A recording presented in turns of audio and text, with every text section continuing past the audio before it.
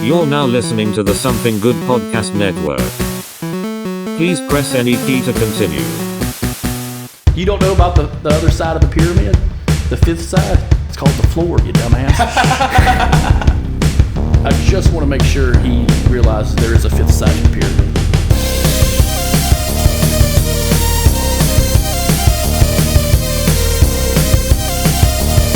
And once you open your fucking mind of undefeated goddamn fairness.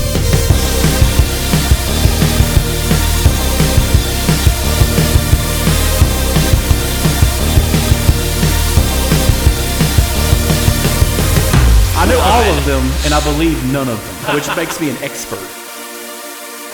Hello, everyone. Welcome back to another episode of the Cryptic Conspiracy Cult. This is Chris Morrison with Quinn. We are back again with another conspiracy, or maybe a cult, maybe a little bit of both. Perhaps. Maybe Charles Manson is a cryptid. A cryptid, yes. He's a cryptid. Yeah, that skinny mental midget. He might be a hobbit or a manlet. Yeah. But yeah, we will be talking about Charles Manson and the Manson family, the cult out of beautiful California on Spawn Ranch.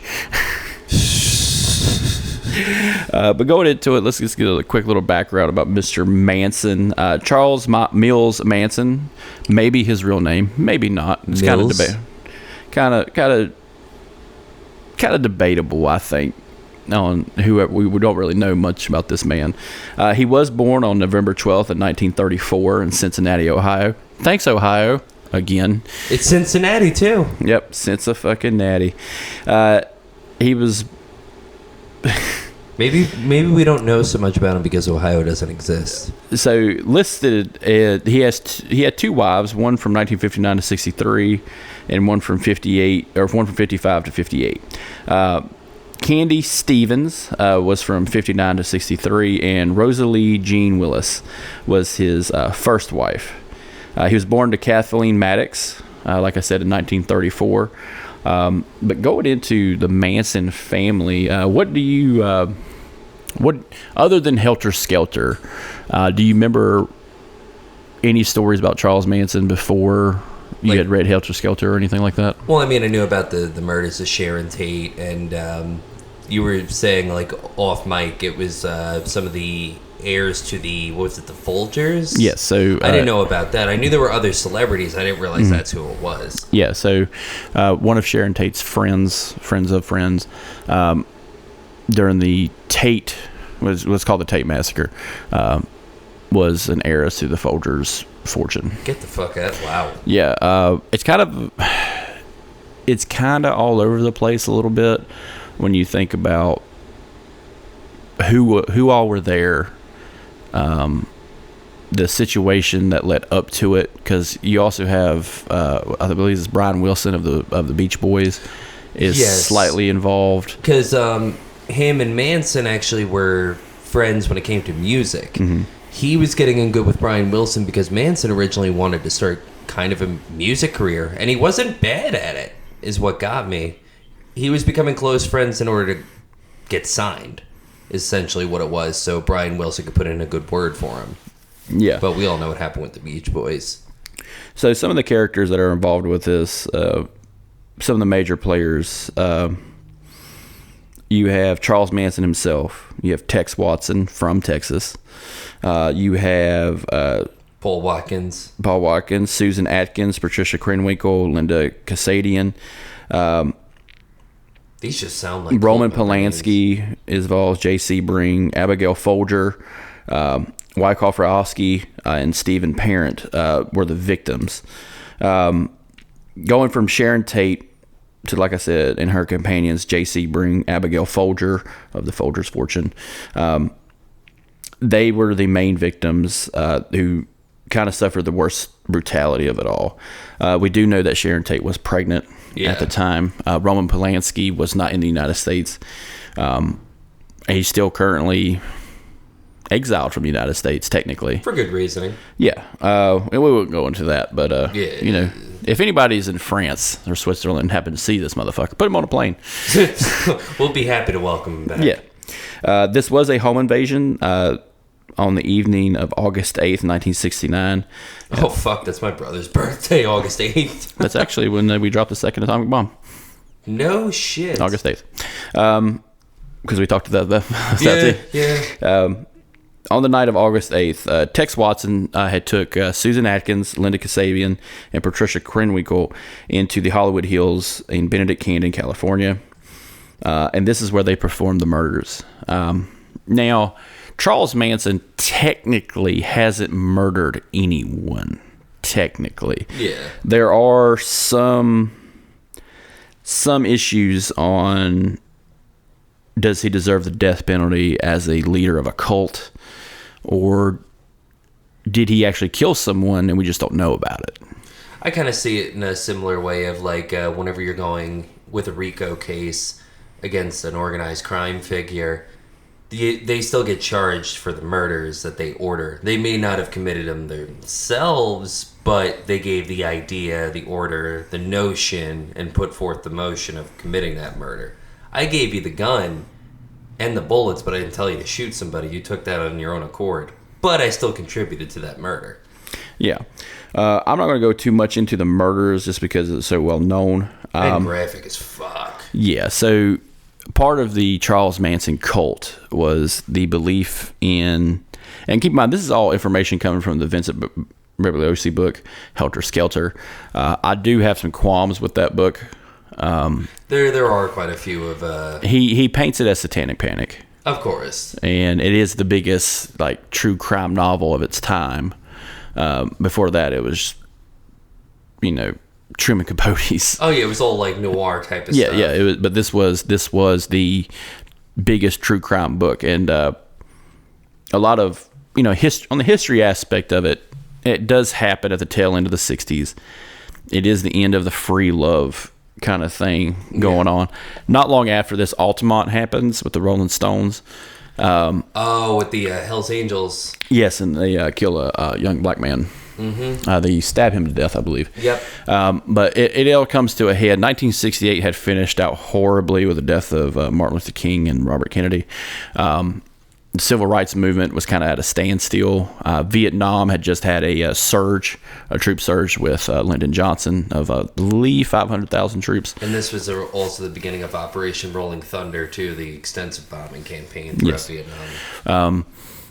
And there's, it is the 60s. It's a tumultuous time. Everybody, any historian, any podcast, anybody you listen to, the 60s is right, the worst time in the 1900s. It's like simultaneously the worst and best time, depending on who you talk to. Yeah. But going into the next part of, we know about the Tate murders. Going into the LaBianca murders, it was a couple on the evening of August 10th, 1969. So 2 days later, after the death of Sharon Tate and her group, the LaBiancas were in their own home.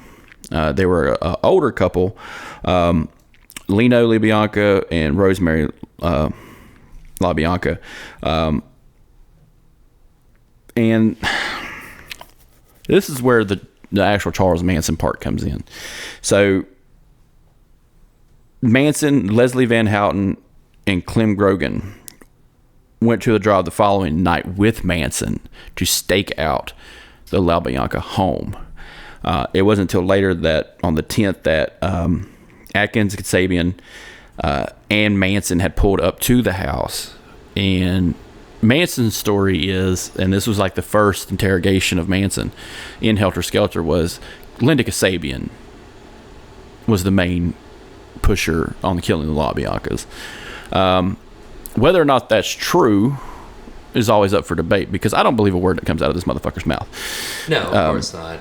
I don't either. I've watched tons of his interviews over the years, and I never believed a single fucking word out of his mouth. Now, Suzanne Atkins is the one who actually says she kills Sharon Tate, which I believe it. I feel like her and Tex Watson are like the only two that have some sense of sincerity when it comes to talking about the crimes. So what's kind of odd about this situation, the women are put into an institute, not a jail cell. Exactly. So that's where the Atkins confession comes from, is a jailhouse confession. Atkins would later testify that Tex Watson is the one who killed Sharon Tate, which is probably more believable. Because Tex was fucking nuts. Yeah. Another story about Tex Watson. So we know he comes from Texas. Now, there's not a lot of information about Tex Watson, except for something happened in the small town where he was from.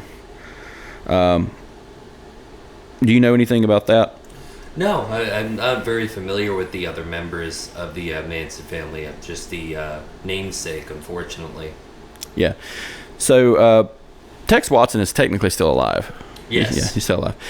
He was born in 1945. He was about 10 years younger than Charles Manson.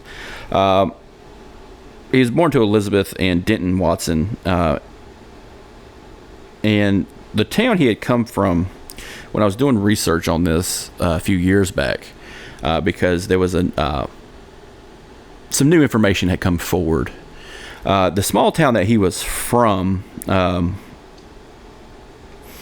he was born outside of Dallas, but he claims to be from Dallas. Before he had left the smaller neighborhood that he was from, 2 women had been murdered in that neighborhood. Holy shit. I don't have much information on names on this, but it was concluded by another researcher. I believe I think I'm trying to remember his name, but he had wrote a series of true crime stuff beforehand before he got to Tex Watson. Kind of like a Harvey Schechter. Okay. So type, who did great stories on all the big names in true crime. He's very well in the research realm when it comes to that. I just did a research on a guy named Andrew Keogh, which he just did. He did a book on, who basically performed the first mass killing at a school. Yeah. I'm familiar with the Keogh story. Yeah, the Keogh story. So he was involved in drug dealing long before he was with the Manson family. Around 1968 is when he finally meets Charles Manson, and he begins living at Spawn Ranch with Charles Manson. A standard story that we get out of Helter Skelter is Charles Manson would invite young women to Spawn Ranch, give them drugs and a place to stay, have sex with them, of course, and then ask them to do shit as kind of like an all-female commune kind of thing. And there were only like 2 other guys, I believe, other than Tex Watson, that were strolling in and out of the area. But with Charles Manson, and I don't want to like kind of prolong it, but I'm not saying he's innocent, but I am saying that he isn't. He didn't commit a murder. Do you think that he lost control? That he had everybody in the palm of his hand from the start, but then it was kind of like Watson kind of took the reins suddenly? Because Watson seems more like the type to... He seems more like a leader than Manson was. Mm-hmm. Manson just seems like he's the face, the figurehead, and Watson was really kind of pulling all the strings when it came to the murders. Yeah, I think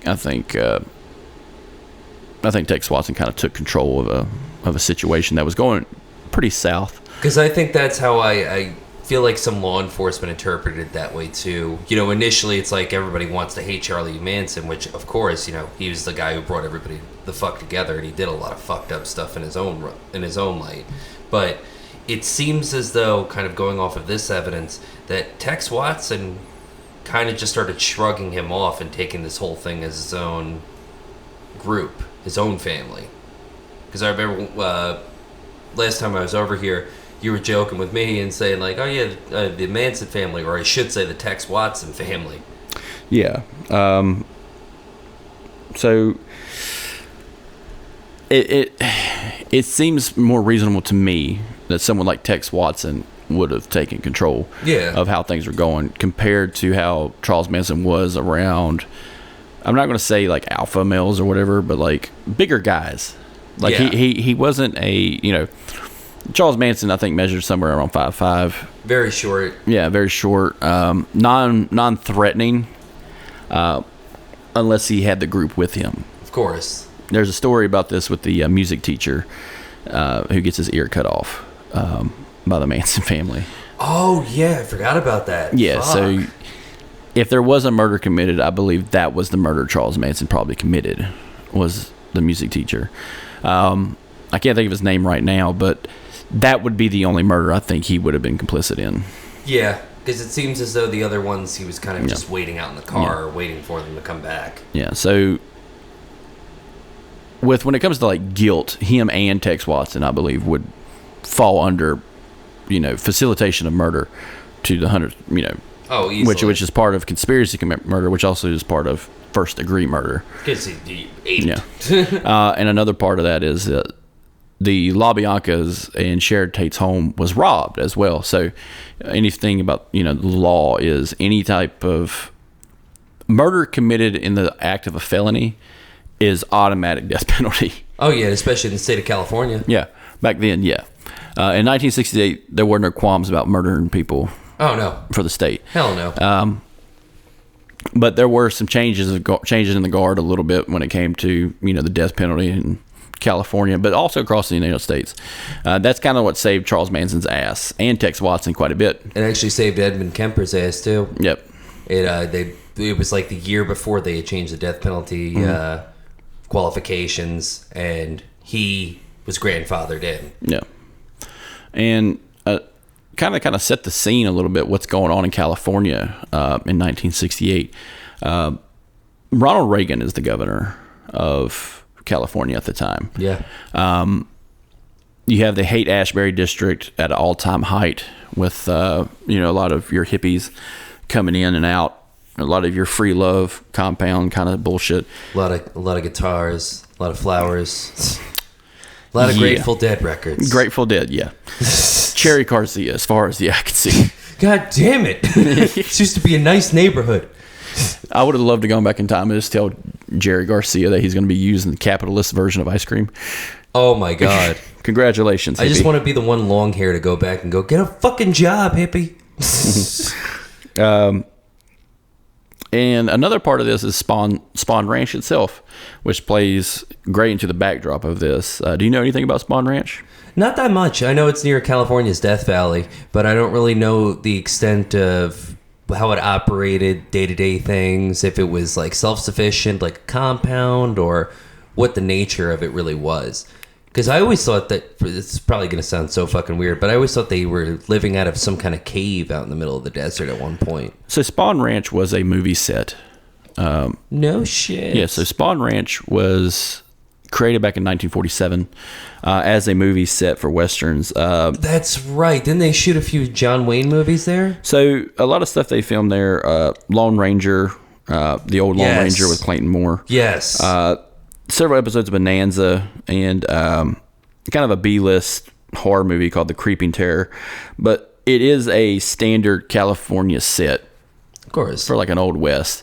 There are arguments that it was used in the movie High Noon and High Plains Drifter later on. Right. But it's kind of a very lucky situation where Charles Manson kind of fell in when it came to Spawn Ranch, because the owner of the ranch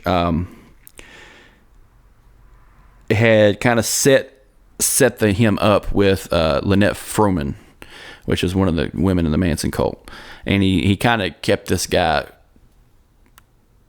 out of his element a little bit, so Charles Manson and Tex Watson and the family could kind of have free range of the whole place, basically a free house, but a whole town basically.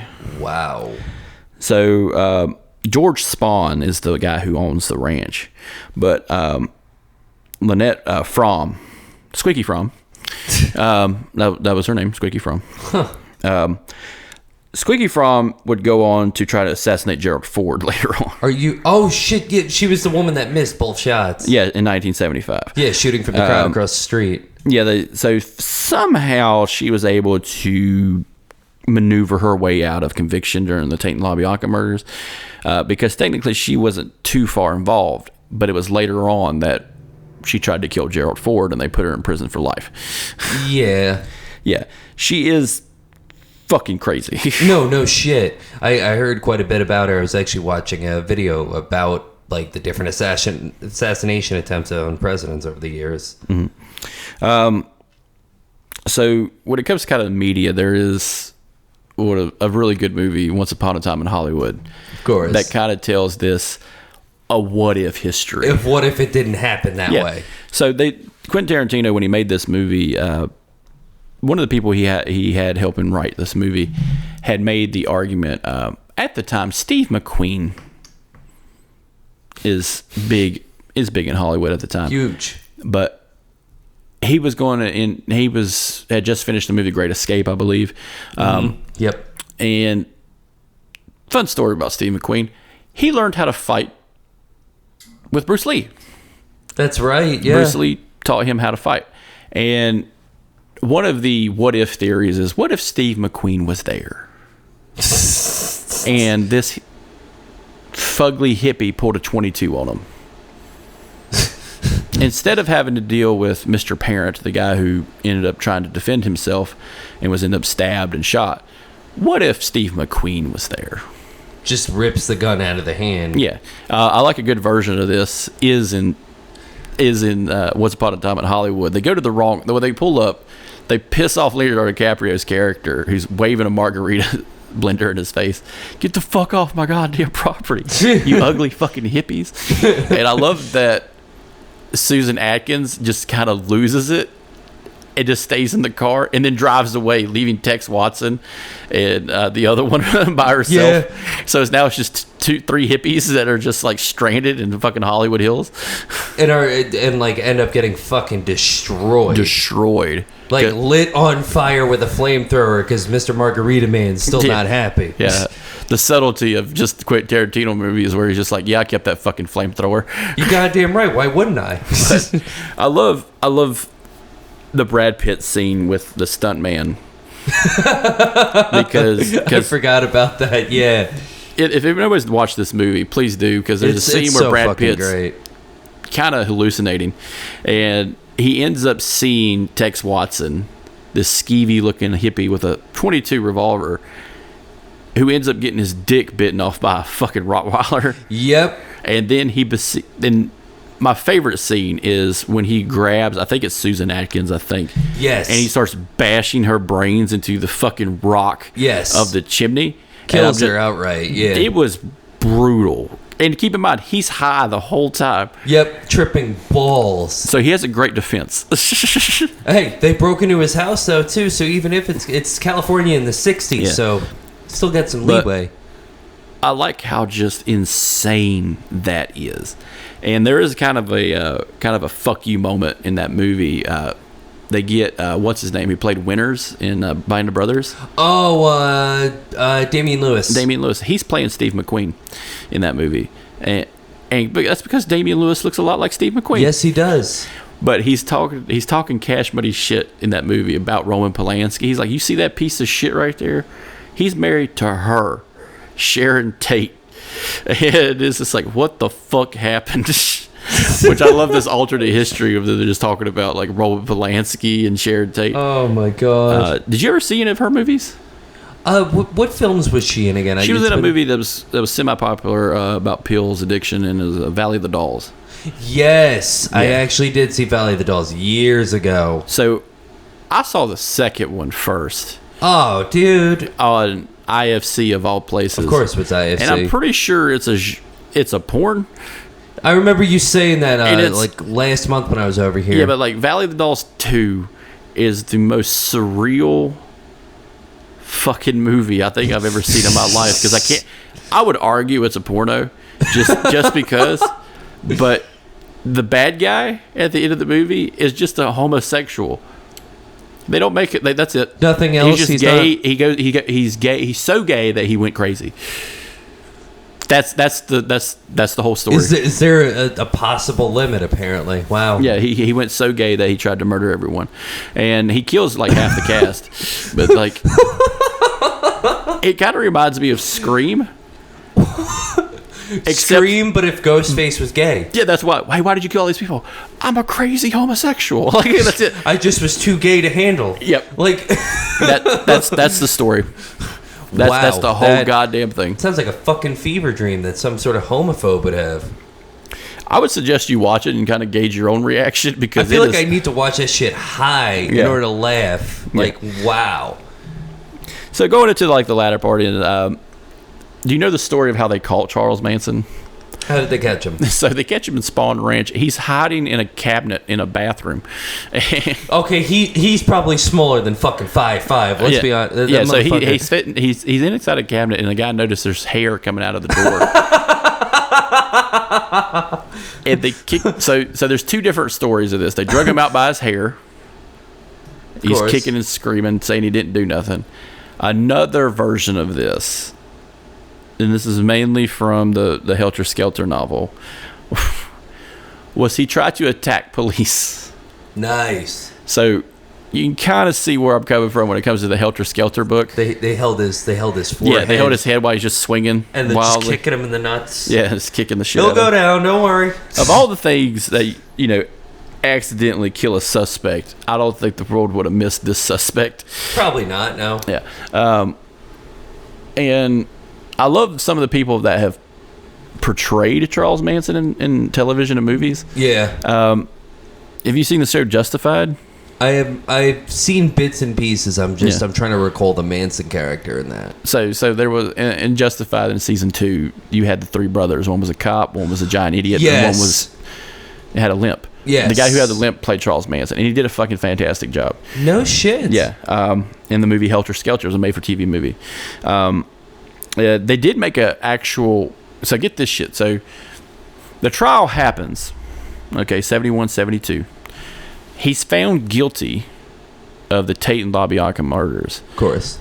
Members of the family are also found guilty. Of course.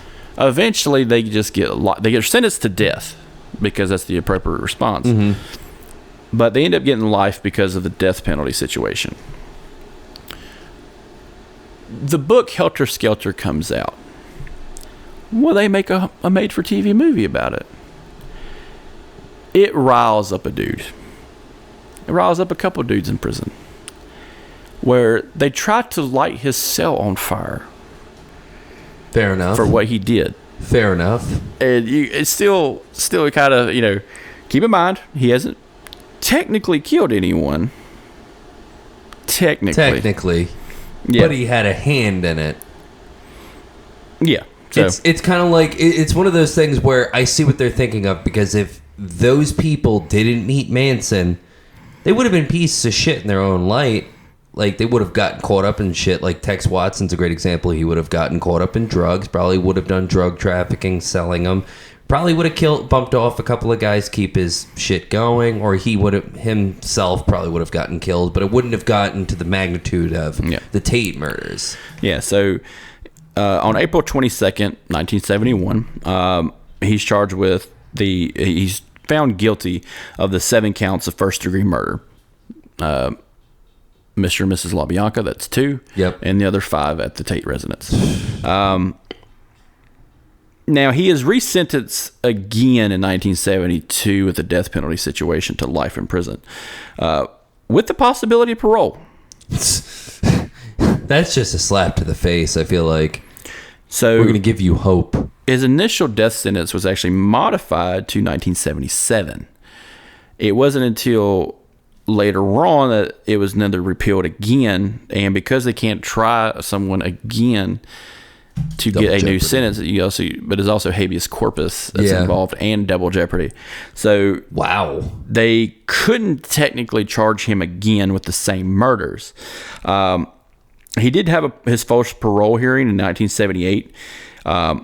Obviously, that didn't work out. Of course not. Yep. He was in San Quentin prison for the majority of his sentence. That explains why he almost got burned out then. Yeah, so he was in the California Medical Facility, which is at that time was a medical criminal institution. Of course. But they moved him to actual San Quentin. A good version of this is in the show Mindhunters, which is about the FBI profilers who want to speak to Charles Manson. And he's a total fucking asshole. Yes. To quote one of the agents, this mental midget cannot help us. He finally, I give him props because that character had really stuck it out with some of the interviews they did, like especially even with Berkowitz. But like with him, he just was like, I'm fucking done. I'm not doing this. Yeah. So he had done while in San Quentin, he had done multiple interviews with people like Charlie Rose back in '86 on News Night Watch. Is that interview where he makes the multiple faces and says, I'm nobody? Or is that the one where he starts dancing around the fucking room? I believe that is the Geraldo Rivera 1988 interview. Okay. And Geraldo Rivera, known for his great journalism. And great mustache. Yep, solid mustache. And it was part of a 1988 special called Satanism, which is part of the whole satanic panic. Oh, yeah, of course. He lumped it in. Yeah, so at the time, Manson had just bore a swastika into his forehead. I'm sorry, that's not something to laugh at. It's just, what the fuck? Yeah. And what I have a problem with is he kept getting interviewed throughout the 80s like 6 fucking times. Yeah, multiple fucking times. So there was a documentary called Charles Manson Superstar that aired in 1989. Charles Manson, it sounds like a shitty made-for-TV movie. Yeah. But going back to like the sale incident, back in 1984, when he was at the medical facility in California, a guy named Jan Hallstrom had poured paint thinner on Charles Manson and lit him on fire. Nice. Yeah. Awesome. It's a small fire. And I'm surprised he lived. Like, this guy was part of the Hare Krishna. I'm actually surprised he fucking lived if that's the case. Yeah. Because they're not exactly the type to, have a very low mortality rate when it comes to killing people. So at the tail end of the 80s, they finally put him in protective housing in the California State Prison. And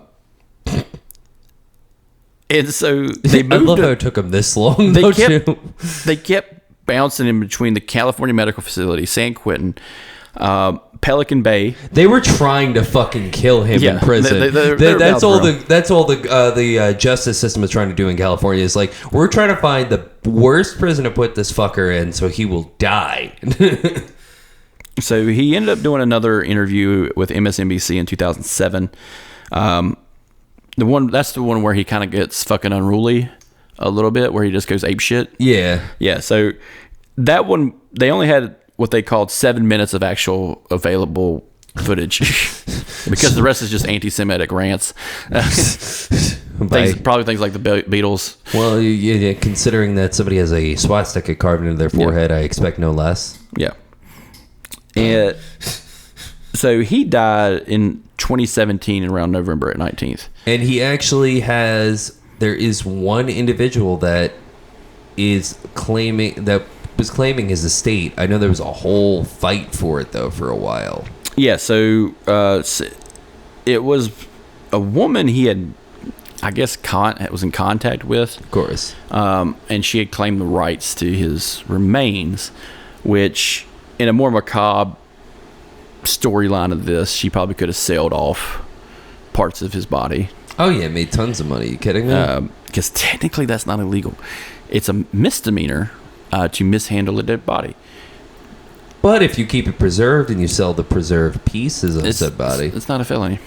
It's not. It's not. This happened in Georgia, actually, where a funeral home didn't know what to do with some bodies that they had extra, so they put the bodies inside cars around the wood line of the funeral home. A mortician's office in New York City did something similar to that too. Well, New York City's got a great story about body snatchers. That's exactly what I'm referring to as the body snatchers. The going through the loopholes of the system in order to sell body parts. Yeah, technically it's a misdemeanor to mishandle the remains of a body. Mm-hmm. That's it. Just a misdemeanor. No more different than like driving 10 over in a fucking school zone. You drive 10 over to school zone and you sell pieces of a corpse. Yeah. It's the same crime. Same thing. So what finally got Charles Manson back when they had moved him to Corker in prison was a gastrointestinal issue. He shit himself to death. Good. Good, yes. Hope they didn't clean him. I'm sorry, dude. Fuck this asshole. He was No, just, you're good. Like, it's just the arrogance of him is what always got me with Charles Manson. It's, initially when I was a teenager and into like the edgy concepts of life, I had this fascination that maybe he's way deeper than he actually is. And as I got older and reached, I suppose, the age of reason, I'm like, this guy's just full of shit and he's a prick. Like, it's amazing how he had that personality to cull together a cult. And, on a musician level, I think we talked about this a little bit. He would have been fine. Yeah, he would have been. He may have been fine. Yeah. If anything, he would have been a B-list musician. Yeah. He wouldn't have really done anything. He probably would have gotten into some drugs. He might have fucked up a few times. But honestly, I would never see him going down the path of being a fucking cult leader that contributed to a murder of a Hollywood actress. Yeah, so he had gotten involved with Brian Wilson from the Beach Boys. Yep. And this is what I like about the Satanic Panic version of this, is that he heard the White Album, I believe it was. Yes, with the song Helter Skelter off of the record. I don't know if you've ever heard of the song, but yeah, I've never got the idea of causing a race war. Nor have I got the notion that a race war was being referenced within the lyrical content of said album. As I recall, there's a lyric about a slide and going down the slide and getting back on the slide. Yeah. Oh my God. Yeah. They're like that's about as far like. You might hate me for this one, but that's why I don't like the Beatles. Yeah, that Helter Skelter. No, I just don't like the Beatles. Same. I've never liked the Beatles. Yeah. I like 3 songs. But I like that Brian Wilson is involved, because anything about Brian Wilson, if anybody's welcome to look this up, Brian Wilson is probably legitimately crazy. He was legitimately crazy. He went to the fucking mental hospital like 5 times over. Well, I like this because it's kind of said in Walk Hard, where Dewey Cox is fucking losing his mind with all the didgeridoos, and he's going through that Brian Wilson phase. He even looks like him when he finally goes nuts too. Because at first I'm like, oh, it's supposed to be like kind of like Jim Morrison, but then I'm looking at this and I'm like, that's fucking Brian Wilson. That's not Jim Morrison.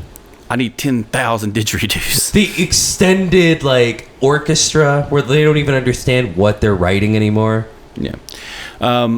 Surprised Mike Love wasn't somehow involved in this. Yeah, it's fucking nuts, man. I've heard some of his music. It's okay, I guess. Like for it's the time, very Bob Dylan-esque. Yeah. It's acoustic, folky music. Yeah. It's not bad. It's just, why didn't you just stick with this? You probably could have made it even better. It's no Van Morrison, Hey, he's a Morrison, goddamn! You shut the fuck up. Oh, that's the Morrison you defend. Oh yeah, because he's easy to defend. Well, what else do you have to fucking stack him up against? You got the fucking guy who announced the Hindenburg crashing, and then you got Jim Morrison. But you don't like Jim Morrison. I do not claim Jim Morrison. Yeah, see, that's where I don't understand you, Chris. We can agree about the Beatles, but that's something where we disagree. Jim Morrison is a pedophile. You know what? We'll talk about this later, but let's find how many famous people with the last name Riley. I think one's a porn star. You know what? Good.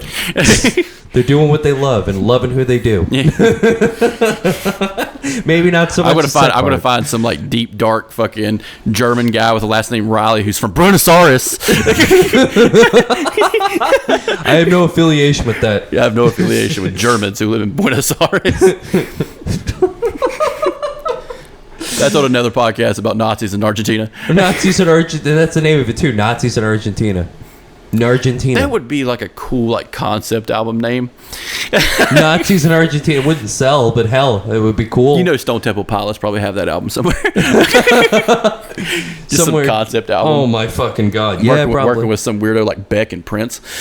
Probably. Oh man, Stone Temple Pilots with Prince, that'd be fucking wild. Only if Scott was still alive. Only if Scott Weiland was still alive, I would listen to it. Resurrected from hell. So apparently Manson had some involvement with the Church of Scientology. Yes, he was a proclaimed Scientologist. He said so in 1961. Claimed to have gone to the church or had become part of the church in 1961. Yeah, so what do you know about Church of Scientology? other than L. Ron Hubbard. Would we be sued if we made an episode about it being a cult? I don't know, man. This is your show. I'm just an affiliate. Yeah, now you're the affiliate. I am a co-host. Oh, no, motherfucker. I heard you just say host in the beginning of this episode. The fine people that listen probably know that, too. If y'all didn't hear it, just play it back just to prove my point. Yep. The Cryptic Conspiracy Cult cannot confirm or deny that we believe that Scientology is a cult. I'm John Smith, and this is also John Smith. John and Joe Smith do not believe that Scientology is a cult. But it is a, how can we put this? A religious organization. Well-versed religious organization in the art of deception, but has a lot of money. Yeah. Like the Catholic Church. I love Tom Cruise movies. I love Tom Cruise movies, too. I love John I used to like Hyde from That 70s Show. I love Michael Pena. It's just us shitting on those fucking actors that are part of that. Leah Remini, they could have kept. Hey, listen, A&E needed somebody new. Yeah. Well, that's a whole new podcast. I'm just going to stop right there. But there's only so many episodes of Intervention you can make. And watch them fail.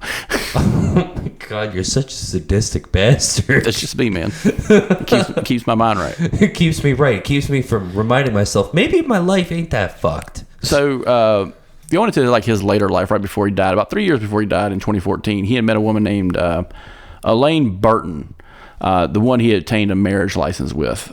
This is the one that we discussed just a second ago about who claimed the remains of Charles Manson. Yes. Do you know anything about his plans when he was supposedly to be paroled? No. His plan, one of many, included coming here to North Carolina. For what?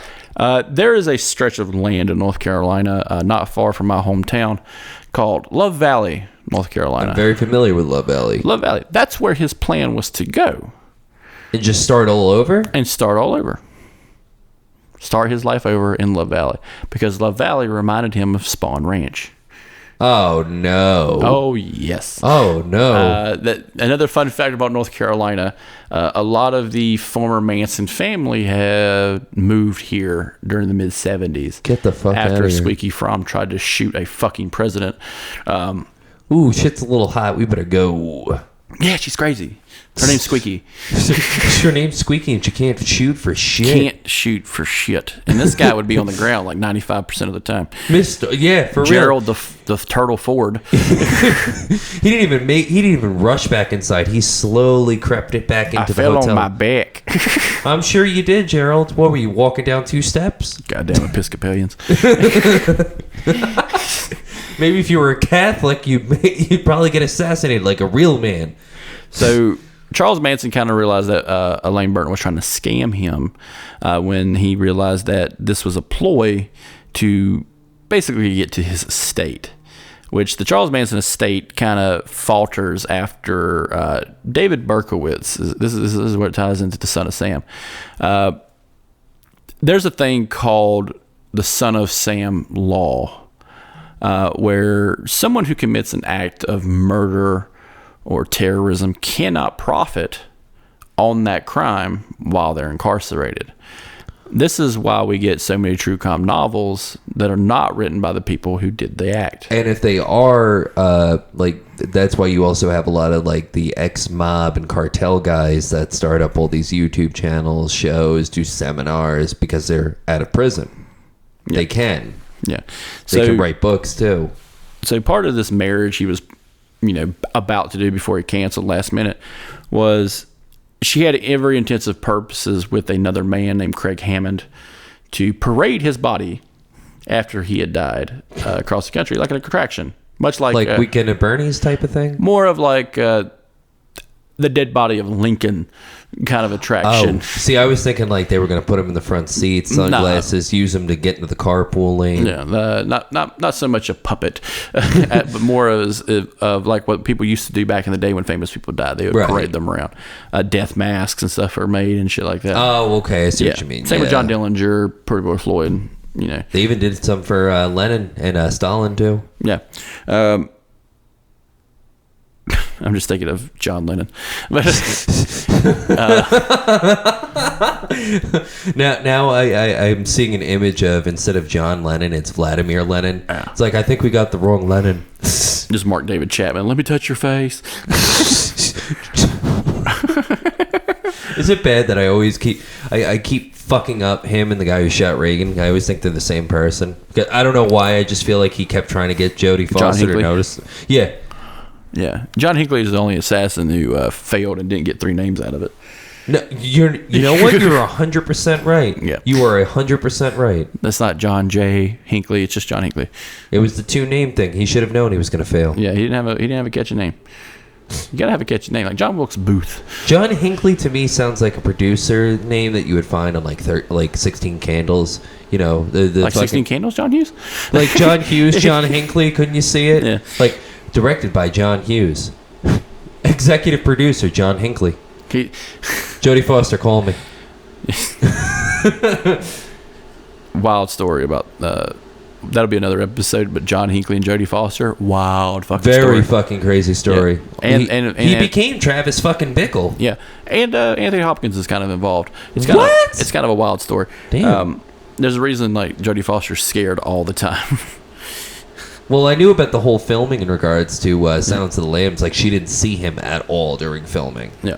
But like I said, he died in 2017. I remember hearing this when he died. It was I just got a kidney transplant in 2016. I was coming up on my 2nd year, and I was just like, God damn, that motherfucker. It more surprised me that he was alive. Same. For a guy who's born in 1935.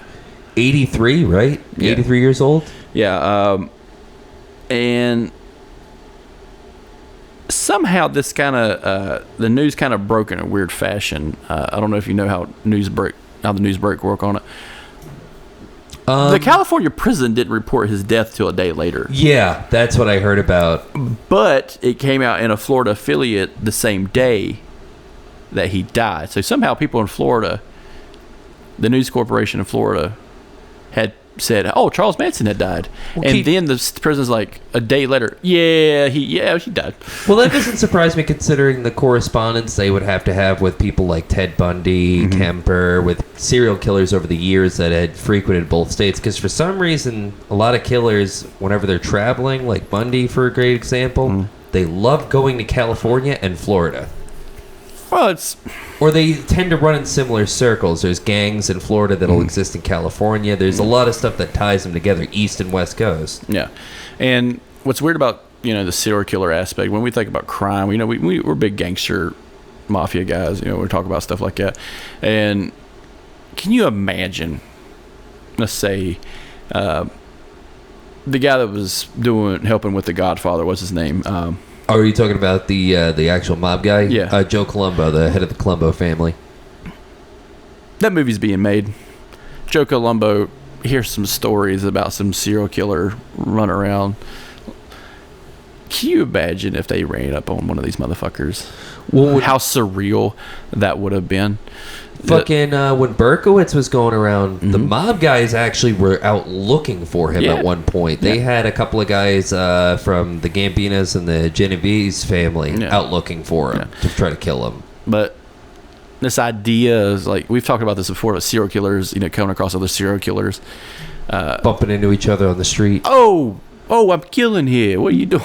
I'm trying to kill... oh, you fucking asshole. I was going to kill somebody here. Now I got to go all the way to the other side of town. I would love a full fiction story of maybe someone like David Berkowitz going up against like Richard Ramirez. Picking up a young Richard Ramirez for a ride and then just talking, just cash money. What is it? Tuesdays with Maury type situation. Oh my God. But just these in-depth conversations while the Tuesdays at Sam's. Yeah, Tuesdays at Sam's. You are the sword of Jericho. It's like, oh shit, really? Man, I'm just here to get high and go to the hotel. Like I just want some candy. I just bought this new AC/DC hat. I mean, so this is where it kind of shocked me was around 2010, before he died, he finally released everything when it came to musical rights. Yeah. Henry Rollins had got involved. Yes. With the production of that. I was like, really, Henry? Are you surprised, Henry Rollins? No, like I just morbid curiosity is probably his thing. Yeah, but this is kind of goes to the people who like put these fuckers on a pedestal. I feel that, especially with like cult leaders. Well, have you ever watched Dark Tourist? Yeah. Do you remember the episode that he did where they go to California and they speak with the heir apparent of Charles Manson's fortune or his estate? The guy was fucking nuts. Like, he was very mentally unhealthy. Yeah. To the point where he was saying that he didn't do anything wrong and that they're trying to just vilify him and demonize him.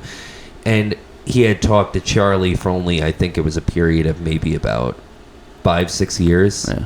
But he claimed he had known him. What was funny was you would hear these stories that kind of amplified in Helter Skelter was that he was able to stare at you and hypnotize you.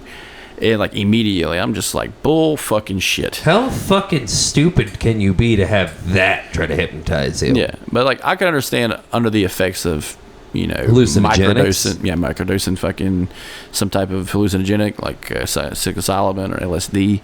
A lot of it was really LSD, and a lot of that LSD came from Uncle Sam, which is the fucked up thing. Well, they're trying to provide a service.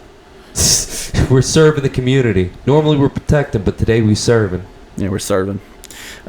This is where the kind of conspiracy part comes in now. So I've heard so many conspiracies about Charles Manson. Have you heard any of any conspiracy? Well, supposedly him and Whitey Bulger both were in the MK Ultra project. Yes, that's one of them that involved LSD experiments. Headed by Sidney Gottlieb of the CIA. Yep. Thanks, Dulles Brothers. Appreciate it. But Whitey Bulger did it to reduce his sentence, and he was able to get free.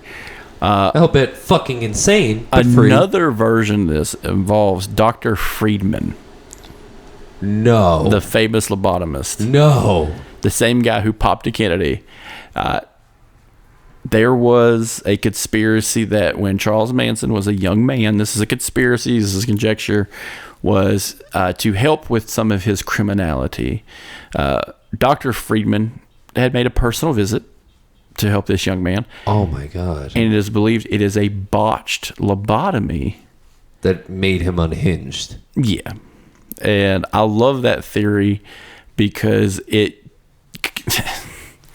I love theories like this because it brings big figures in history together in one spot. It's kind of like when we were talking about the Jim Jones thing, and it's like, you ever think that like at that point Jim Jones was just bumping into Ted Bundy?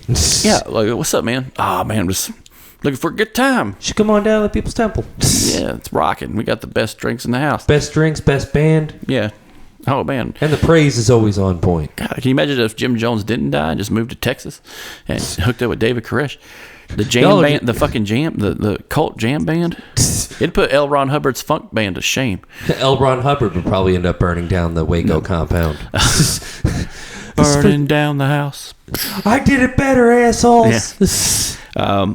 But when it comes to some of the Charles Manson conspiracy stuff, that was one of my favorites. Was that Dr. Friedman himself had put a fucking needle in this dude's eye and just fucked up when he hit the hammer because he sneezed and missed. He sneezed. Yeah, bug got in there. Yeah, it's a fucking fly. Well, but my favorite story about Friedman is Rosemary Kennedy. Well, he also performed, I think, at one point, one instance, he did like 100 lobotomies within one day at one of the hospitals he was operating at. So when we go to West Virginia near Brad's in the town of Weston, there's an asylum called the Trans-Allegheny Asylum. And that's where he operated out of. That was one of the many ones he operated. Yes. Now, this asylum had people who did free range, people who walked around the yards and stuff like that. And the fun fact about the asylum is it didn't have a front gate. So people would just wander out into the town. Yes, and the town was very fine with this. They were used to it. They'd bring them back. Yeah. But in some instances, his van would pull up and they would scatter. Yeah, it was like because he would cherry pick motherfuckers to do this to. It was like the Gestapo pulling up. Yeah. Yeah, and I'm thinking, I always thought that of all these people who are, that we consider crazy, would it be advantageous to run up on that van and kill that motherfucker? Of course, but what would it mean for the person that did it? He probably wouldn't get a needle in the eye. No, he'd probably get a needle in his arm, though. Yeah. It's a chair. It's a chair, yeah. They're not even going to soak the sponge. Yeah. Going into some of the stuff that, the victims themselves, I kind of want to keep this quick. The perpetrators themselves, Susan Atkins, Patricia Krenwinkel, and Linda Kasabian, the three women involved. Do you know much about them? Other than they have thicker mustaches than I do right now. They had the Billy D. Williams look, man. Susan Atkins died in 2009, not far after I started college. And I remember hearing that, and I'm just like, damn, she couldn't have died fast enough. No, she couldn't have. Yeah, Susan Atkins was the driver and the perpetrator, I believe, in the LaBiancas. Patricia Krenwinkel, however, she's still kicking. Is she really? Yeah, she's 74 years old. Actually, she's the one I heard about that had that opportunity to get parole, but they still denied it, which good on you. Good on you, board. And then you have Miss Linda Kasabian, who is also still alive. She has also been up for parole multiple times. Jesus fucking Christ. Why? Yeah, but she's actually the one who turned witness against the family. Yes. And she was offered immunity from prosecution, but she fucked up. How so? So she gave information regarding the Tate murders. She failed to give accurate information during the LaBianca murders. So they caught her on the tail end on that shit. So that's kind of what fucked her in the end. So two of them are dead. One's Charles Manson, and the rest of these bitches are still alive. Jesus Christ. Holding on by sheer spite. Yeah. Tex Watson himself is still alive. Yeah, he's still incarcerated in California, or has he got moved back to Texas? I believe he was moved back to Texas. That's what I thought. He's been commuted to life in prison because of the Death Penalty Act. Of course. He's still incarcerated. Wearing the white collared fucking shirts that they put on you in Texas prisons.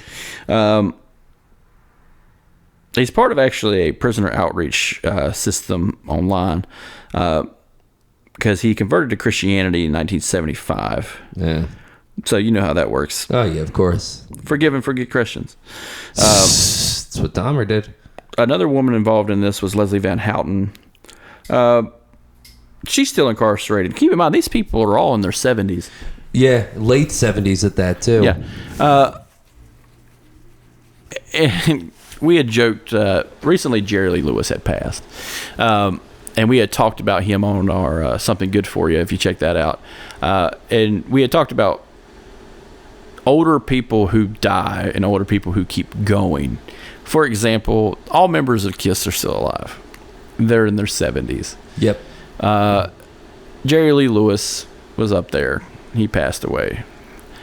Johnny Cash passed away not long ago. And people of that era who just stop, kind of that's what gets them. They stop. And I'm just like, what's keeping these pieces of shit alive other than the United States penal system?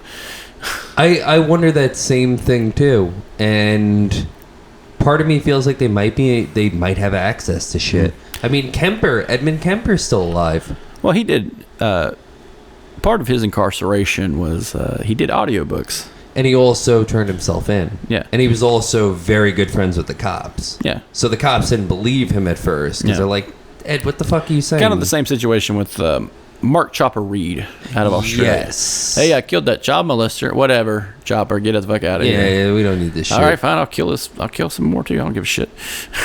And then they finally arrest his ass. All right. We figured it was you. We just weren't sure. Great investigation, asshole.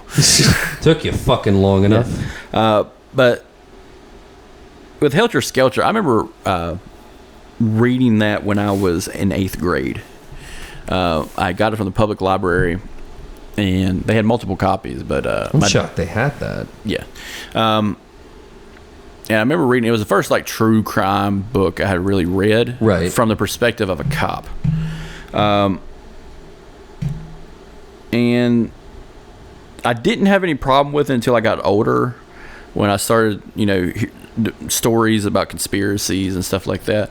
A great version of this is Truman Capote's In Cold Blood. I remember In Cold Blood. So In Cold Blood, for people who don't know, is the first true crime novel. Ah, shit. But it's the first true crime novel. And we kind of get away from that line of storytelling because it is very straightforward, straight to the fact that two guys came in the middle of the night into a farmhouse, killed some people. Of course. The end. However, in that book, there was no speculation of cause or reason. It was just telling the story of two guys who committed a terrible thing. Helter Skelter, however, implants ideas of why this happened. Satanic hippies who live out in the fucking desert, who listen to the Beatles records, which aren't popular with the fucking cops in the 60s. Of course not. Yeah. Because you got people like John Lennon living the pillow life, telling people to quit their fucking jobs and shit. You got Paul McCartney, who really died in 1967 and was replaced. Don't worry, we got an episode about that. Can't wait. And he was actually involved in some other true crime stuff that may or may not be misunderstood, but also could be straight bullshit. So he was involved in Helter Skelter, but he was also involved in, a political campaign much after that, because he had ran for public office under that guise that, hey, I helped put Charles Manson away. Here's the book. Of course. Yeah. He ran as a for the county district. He ran as a DA, so a full district attorney. Just on the guise of help. He helped. Just on the coattails of, hey, I helped catch Charles Manson. Yeah. I mean, in the state of California, if you're running for local office, it's not a bad idea. It's just kind of fucked up that you're using the victim's own demise as a way to profit off your self-righteousness and to catapult yourself into government. He was involved in two books about two different presidents. One was debunking conspiracies involving JFK, and another one, which was a little weird. It was about George W. Bush. Holy shit. Yeah, I didn't read that one. I had read some other stuff. He had wrote one about OJ getting away with murder. I can already see how this guy is. Yeah, so he does a lot of true crime books where he's not involved. It's kind of weird that he keeps going down that path. So like you have people like I can't say any shit. I read two books written by Bill O'Reilly, Killing Lincoln and Killing Kennedy, which are one of the more like fact-driven storytells, tales of how these guys died. But when you start getting into, I helped put Charles Manson away, and then it's just like, let me tell you about why I think O.J. Simpson, and it's just like, shut the fuck up. All right, you just derailed yourself without even trying. Yes. I wouldn't be surprised if there was some other stories that kind of got pushed to the edge a little bit by other cops who wanted to tell their version. Oh yeah, of course, and they at times they want to sensationalize it. It's the same concept you have with like mob guys too, when they're doing their confessions for the sake of getting like a government deal. They'll sensationalize the stories because it's easier. And that's one thing I didn't see that was involved in this case was mob ties at all, especially in California. No, California fucked up thing has never really had any sort of organized crime. There was an L.A. family, but it really didn't. Well, it kind of just stops in Nevada. For the most part, I mean, L.A. did have a crime family, but it was like probably 30, 40 guys. Yeah. And before that, it was Mickey Cohen, those guys, the Hollywood guys. Yeah. And Mickey Cohen got clipped. And yeah. Well, Mickey Cohen, that's a very unique story. Very. He got killed by a very ardent police officer. Oh, you're goddamn right. They got sick of his shit. Yeah. That was back in the 40s where the police would beat the shit out of you in the back rooms. Oh, no, what did I find here? Oh, a baseball bat. Oh, no, somebody call somebody. This man's about to have himself an accident. It's fucking L.A. Confidential all over again. Don't be gay in L.A. The story of L.A. Confidential. Yeah, that is for real what the story of L.A. Confidential is. That is what that whole movie's about. They killed Castle. I wonder why. Everyone's cool until they're not. Kim Basinger.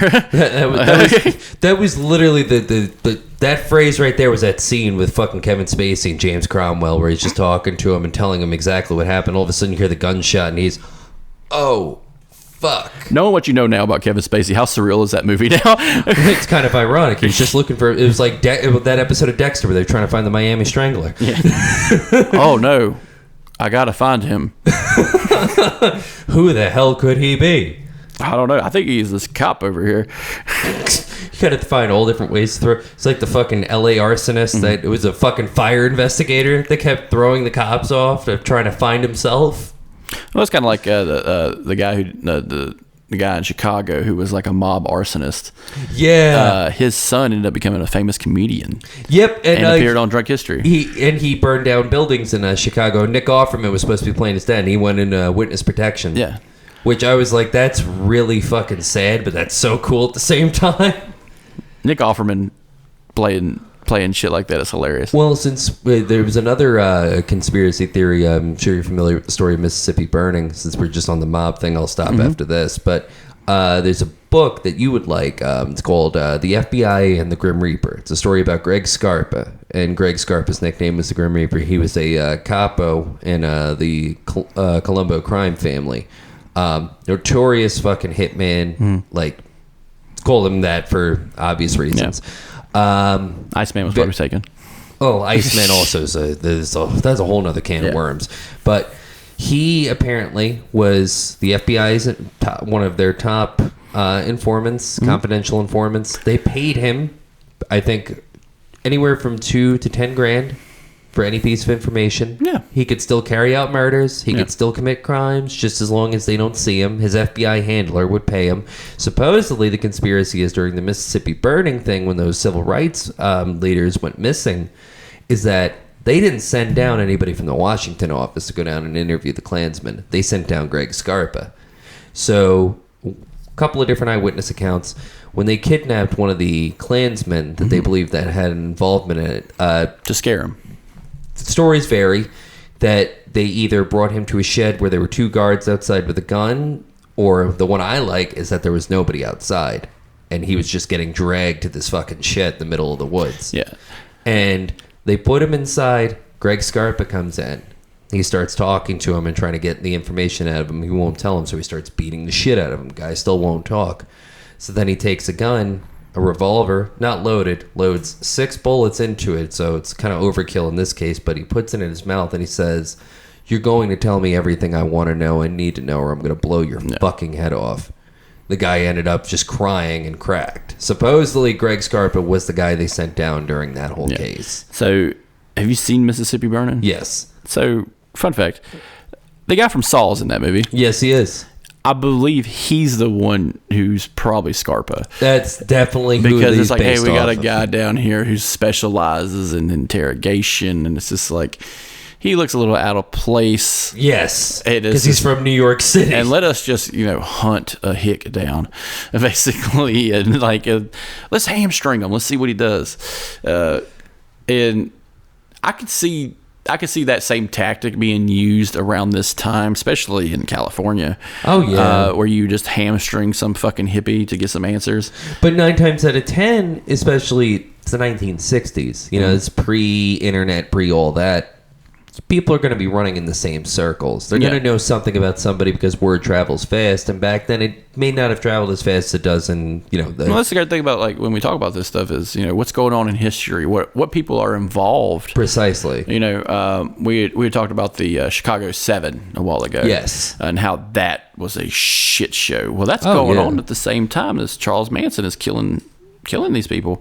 And how surreal we talk, now the news, how surreal it is, basically the information age is fucking ridiculous. It's oversaturation of sensationalism. Yeah. So recently, in real time, we're dealing with basically a Bond villain of Elon Musk. It's guy, Moonraker. It's Moonraker. We talked about this. Well, Moonraker. all he's missing is the fucking laser guns. Yeah, so he has laser guns. He built flamethrowers. He just hasn't released them yet.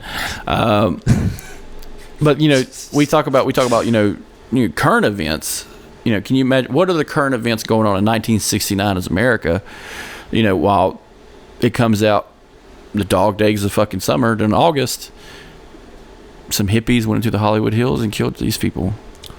Killed a prominent couple and killed, an heiress, a famous actress who was on the rise, the wife of a director who just did Rosemary's Baby. Yep. What else is going on in the world in 1969? There's a troop surge in Vietnam. Protests are rising. Didn't the Tet Offensive happen around this time too? The Tet Offensive happens in 1968. 1960. Okay, because the murders. Because it's the holiday of Tet. That's right. Which is the Vietnamese New Year. Yes, that's which right.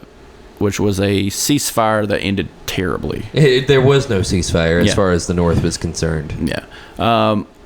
And then around 1969, you are dealing with, 1968, you're dealing with the aftermath of the Democratic National Convention, which involves the Chicago 7. Yep. You're dealing with, Altamont is about to happen and be the tail end of the 60s, which ends in tragedy. So you have all this stuff kind of snowballing with all these famous people that we think, they're famous now. Just constantly, though, dude. And everyone and everything is happening all at once. And around this time, too, is where you start having the offsets of the heroin crisis coming into the U.S. with the likes of Frank Lucas, Nicky Barnes, the heroin trafficking coming back from Vietnam. Yep. And Frank Lucas and his boys were all from North Carolina. Yes, they were. Greensboro. Yeah. Greensboro, North Carolina. I looked into I actually love Frank Lucas's story. Yeah. For a heroin dealer, it's very fascinating. It really is. Another part of this, it reminds me of kind of like Boogie Nights a little bit. Yeah. But how everything's about to change when the decade changes. Because they're not tried until 1971. So they sat in prison or sat in jail for 3 years. Yeah, well, they didn't enact their right of a speedy trial, which is part of your right. And not in this case. No. They did not enact that, or most likely they were told to shut the fuck up.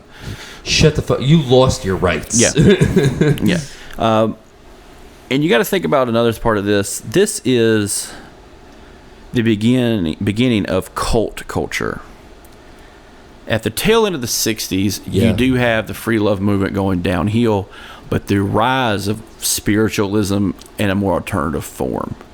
So cults form around this time. Jim Jones is doing big in Indianapolis. The Anthill Kids are just kind of getting started. Yep, that Anthill is just small right now. Very small group, that's right. Yeah, they're just making jam. Your other religious affiliations are changing across the board.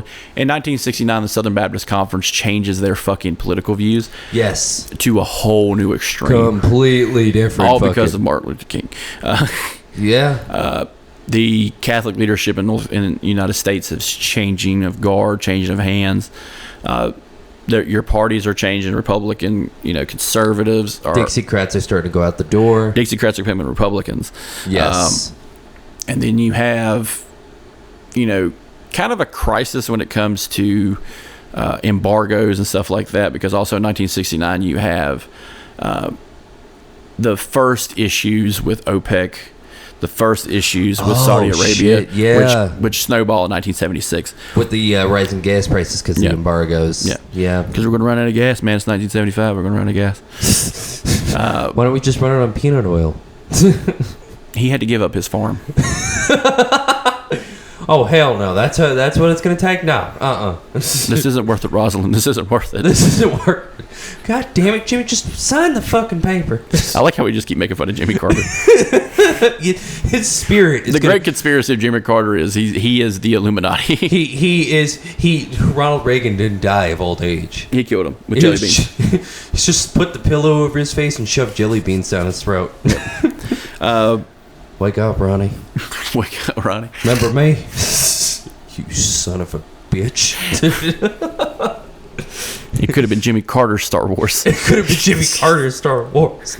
I wanted Operation Hercules. Me. I came up with the fucking name. Now I'm Operation Build a House for Poor Fucks. But when it comes to like Charles Manson, pop culture wise, it is massive.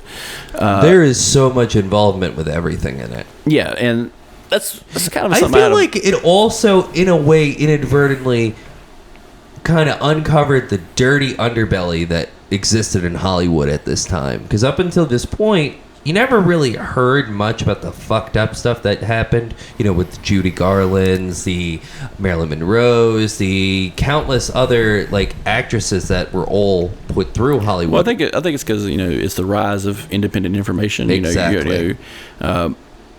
A great version of this is John Wayne was created by Hollywood Reporter.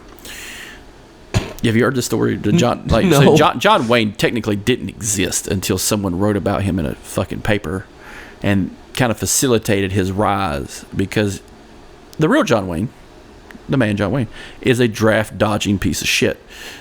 Whose real name was Marion. Yeah. And he tried to attack a fucking Native American woman during the Oscars. He tried to fight Jimmy Stewart, and Jimmy Stewart, who was a veteran of World War II, would have stomped his ass. And that's a funny voice to get your ass kicked by, too. You're gonna try to hit me, you piece of shit. I was Mr. Smith. I'm about to go to Washington and your ass. I'm Jimmy Stewart. I wouldn't fuck. I'm sorry, Jimmy Stewart's that one person. Well, that's one of my favorite westerns. Is The Man Who Shot Liberty Valance, and John Wayne's a dumbass in that movie. Of course. But so when you talk about Judy Garland, well, she kept marrying gay guys. That was a mistake. That is very true. That was a problem. And especially in 1969, 68, Marilyn Monroe's dead.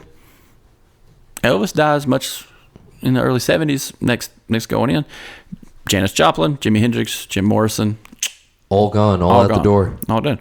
And it's an end cap to a whole fucking decade of change. And Charles Manson and the whole family single-handedly ended the free love movement with that one event, because that made every hippie wanted to cut their hair short. That's where you had the whole change in the cultural demographic. Yeah, all them free love hippies ended up becoming Reaganites. Yes. Yes, they did.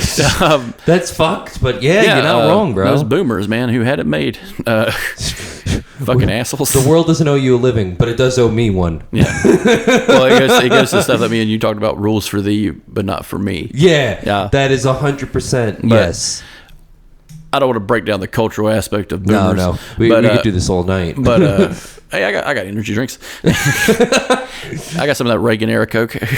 Oh my God! It's all natural. It's made with kerosene. Oh, it's diesel in this one. Diesel. That's $5 a gallon. I can't afford that Coke. But who can? The U.S. military. The U.S. military. But with the pop culture version of this, we got. Once Upon a Time in Hollywood. We got the Helter Skelter movies. There are multiple movies of Helter Skelter. Mindhunter even touching on it quite a few times in the first season. Yeah. And there is a kind of, going into that real quick, there is a line where the young FBI agent, he's like, we could do something to try to stop this from happening again. And that one cop sounds up, we fucking tried, asshole. Because Charles Manson was in and out of jail. They did all this kind of stuff. That was that detective. He was the lead investigator on the Manson case. Yeah. And he's like, no, motherfucker, we did try something with this guy before he did all this, and it failed. He just was an evil fucking person is kind of what it boiled down to. Yeah, and I think with the Manson family being what's called a cult, basically, technically, they are a cult. In a way. He would be their technically messiah in some way, because of all the drugs and hallucinogens they were taking. But even then, it's hard for me to really see it as a cult as more so than it was a commune. You know what I mean? I see it more as a cult just because of the similarities between that and the Anthill Kids. Yeah. He commanded respect. Yes. He ordered them to do things, and they did them. But the thing that separates this from the Anthill Kids, in was my the opinion, jam. The jam. Not just the jam. or in some cases the racism behind the fucking the tea, the racism behind the what was it, the what kind of tea was it? The Celestial Tea. Celestial Tea. There we go. Yeah. But in that case, the Anthill Kids, was his name Guy? That was the head of it? Yeah, the same as like clarified butter. Yeah. But he didn't really have a Tex Watson in the mix. He didn't have somebody. He was Tex Watson. He didn't even need to command respect, though, is what I'm saying. Charles Manson, you could see him being this little fucking flea that's jumping up and down, trying to get people to listen to him, and they'll listen to him vicariously through text. Yeah. Another part of the Manson cult. Do you know what their core belief was? What Charles Manson's belief was for the end? What's that? He believed there would be a giant race war. Well, I know about that portion. Yeah, so there was going to be a race war where the blacks and whites would, do a knockdown, drag out, and the blacks, needing leadership, would choose Charles Manson to lead them. Obviously, this is fucking stupid. That is possibly the dumbest string of words. And it's all because of the song Helter Skelter. This is another reason why the Beatles are terrible. They're ruined America. Their terrible music caused terrible things. Just like Catcher in the Rye and Fanta. Well, maybe Catcher in the Rye isn't that bit. Oh, poor me. I'm in the rye, blah, blah, blah. Hey, I'm just saying it. How about you catch a fist? Somebody caught a bullet. Kill John Lennon. I read Catcher in the Rye, and it's such a lame ass book about selfishness. You're not wrong though, dude. Yeah. It's very a woe is me type of novel. Oh, sack the fuck up. That's how I tell it. You hired a prostitute to talk to her about your problems. Kid, get a fucking psychiatrist, man. Go see a therapist. Yeah. Go to a group session. I kind of think, when we talk about the conspiracy that's involved in the Charles Manson cult, when we hear stories like, Dr. Friedman fucked up and caused him to go crazy, or he was part of MK Ultra that just went south. And I'm just like, we know the true stories that involved in this. First of all, Dr. Friedman didn't really fucking miss. That motherfucker had a 98.9% accuracy He was rating. batting 1,000 when he came to West Virginia. But he was smoking cigarettes, getting it done. But the MK Ultra, we know the story of MK Ultra. It was a facade to try to keep up with the Soviets that involved guys being thrown out of windows with hookers. And it was a fucking, what got them going was it was a Twilight Zone episode. Yeah. It was seeing that there was a truth serum involved from government agents. And they're like, we need something like that. Yeah. And it wasn't even called MK Ultra. It was called Project Artichoke. Yeah. When it first started. Stupid fucking name. Which, in their own way, stupid fucking name, but who the fuck is going to go, let's say you break in, you're looking through all these confidential files. I'm looking at the most crazy fucking names. Project Artichoke? Yes, what the fuck is Project Artichoke? They're making vegetables? No. Oh my god, it's drugs. It's the ones with the cool names you automatically know are stupid as shit, like Operation Fast and Furious. I forgot about Fast and Furious. Yeah, what was it? Oh, we're going to sell guns to cartels and then trace the guns. It's like, what happened? The guns went missing. We sold all the guns and they went missing. Well, we sold all the guns. What happened? How'd that happen? They didn't call us back. Yeah. You guys, call us when you have the guns. Just let us know where they are, okay? Yeah, no problem. What a dumbass. But whose fucking transcript did you forge to if get I'm in here? I'm seeing stuff like Project Paperclip or Operation Paperclip or Operation Artichoke or something like that, I want to look at it. Fair enough. Another good. Speaking of this, the King of FOIA, the Freedom of Information Act, has recently died.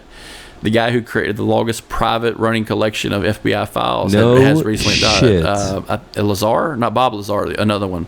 I know you're talking about. Yeah. But he had the longest collection of FBI files through FOIA, the Freedom of Information Act. Fuck. But he recently passed away.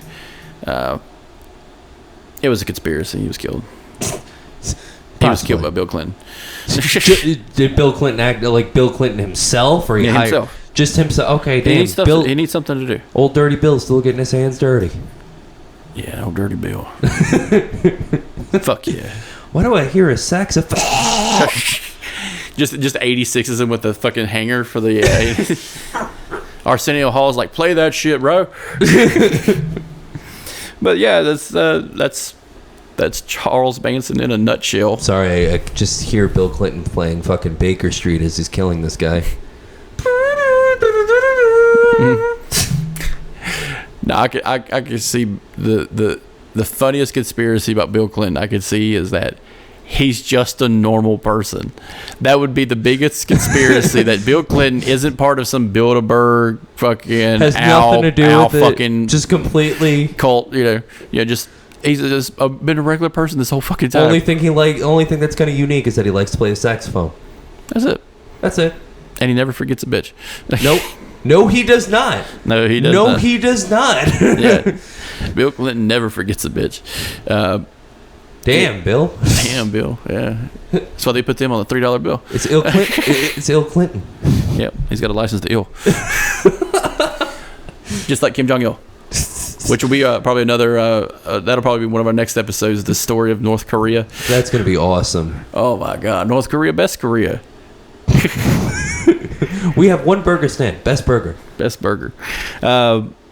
But yeah, this is our episode on Charles Manson. Please again in the Discord. Please let us know if you have any ideas that you want us to run through. Yeah. Any type of cryptids or conspiracies. Hell, even cults again. Or even all three. Or all three. Yeah, let's see if we can get a cult around Bigfoot. I would love to revisit Bigfoot soon. Yeah, I wouldn't mind revisiting too. And how the Russians treat him in the law. We leave food out for him. Yeah. And we may coming soon, maybe doing a trivia game soon. He drank vodka and come into village with AK-47. 4 moving parts. Hell yeah, man. Well, there goes our polar bear problem. Yep. There goes the polar bear problem. All right, guys. Thanks for listening. Again, this is Chris with Quinn on the Cryptic Conspiracy Cult. We are out. Bye. Holy shit, it's almost 1 o'clock.